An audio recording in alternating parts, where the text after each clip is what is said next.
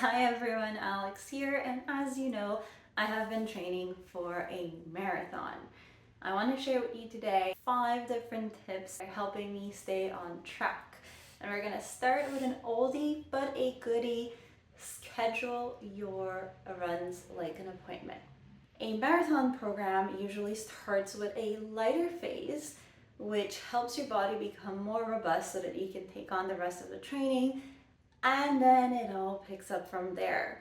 The runs are getting longer, the rest days are getting fewer, and motivation starts to wear thin.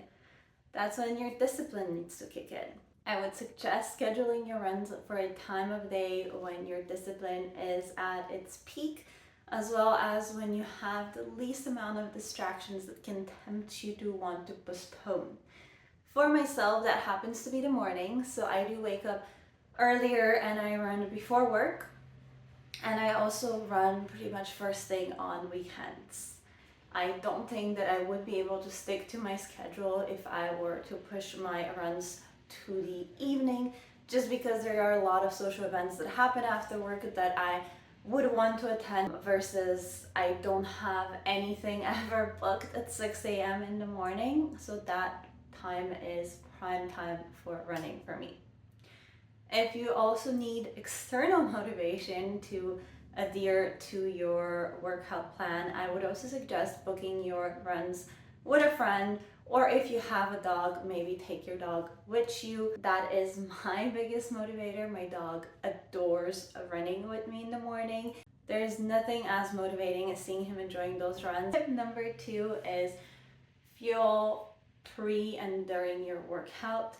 If you're doing 5K or less, you can probably get away without fueling before, and also you won't really need to fuel during your run because it is a shorter run. However, as the distance builds, it becomes more and more important for you to give your body fuel so that it can perform. Give your belly time to digest before your runs, so make sure that you eat maybe an hour before, not right before. That is a no-go. And an hour in, make sure you fuel either with a gel or with a banana if you have, or even some candies. For myself, I'm still at the 4 or 5 mile range for the runs. So what I usually do is I have a banana before. If my run is more than an hour, at the 1 hour mark, I will have a gel.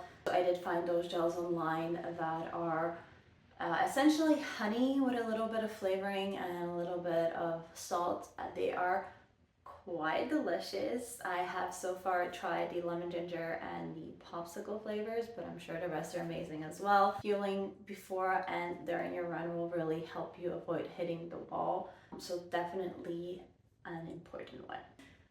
It is just as important to fuel after. So my tip number 3 is eat after you run so that you don't get hangry. This is definitely something that I experienced as I jumped from 3 mile runs to 5 mile runs. Because the number of calories that you burn increases, what happens when you come back is that you're actually very much at a calorie deficit. You have not only burned the calories from your run, but also the calories that your body would have generally burned just to exist.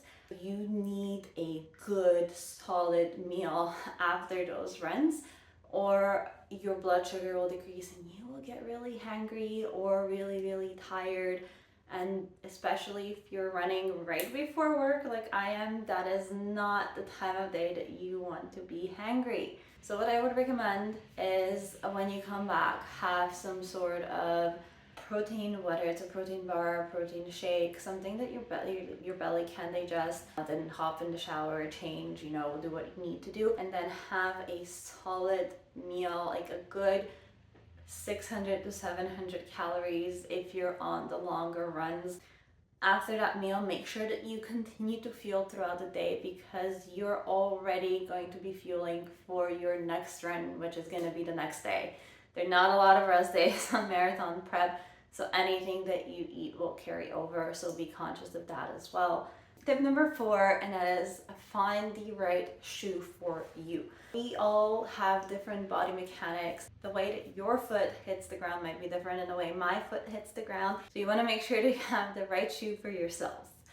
The best way to do that is to go to a good, reputable running shoe store and possibly get the help of the people that work there. I have gotten my best shoes when I have asked for help, and they actually make me run through the store to see if I'm pronating or supinating.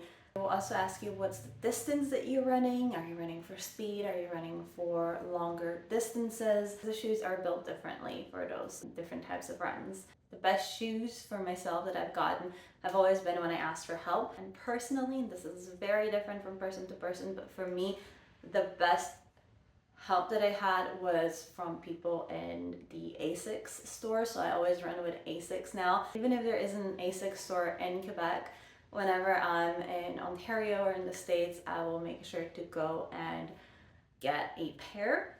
I will link below the ones that I am currently using, but they are an older model, so they probably won't be available much longer. Your shoe will wear out quite quickly. Your shoe will probably need to be replaced somewhere between 300 to 500 miles that you've ran. If you run 20 miles a week, that would be in 4 to 6 months. And with marathon prep, you do start getting a lot further along than 20 miles a week. So just be conscious when you do get your shoe that even if you're getting a nice shoe, you might need to replace it in a few months. Running with a worn out shoe can cause injury, so just be mindful of that. Number 5 is a little bit on the funny side, but still something you need to be conscious of, and that is coffee before your runs. Caffeine can increase athletic performance. That's why it's a common ingredient in pre-workouts. However, whether you should have it before an early morning run would depend on how your stomach handles it. To begin with, running tends to loosen the bowels a little bit. You might have seen those infamous photos of marathon runners running with poo on their legs. Adding caffeine to the mix for somebody who's not properly trained, either gut trained or physically trained, can spell disaster, especially if where you're running doesn't really have public bathrooms available. So just be mindful of that before you chug your cup of joe before your morning run. Alright, this is it for today. Thank you so much for watching. Please don't forget to like and subscribe if you haven't already. It means the world. Please share in the comments any other tips that you might have, and I'll see you next time.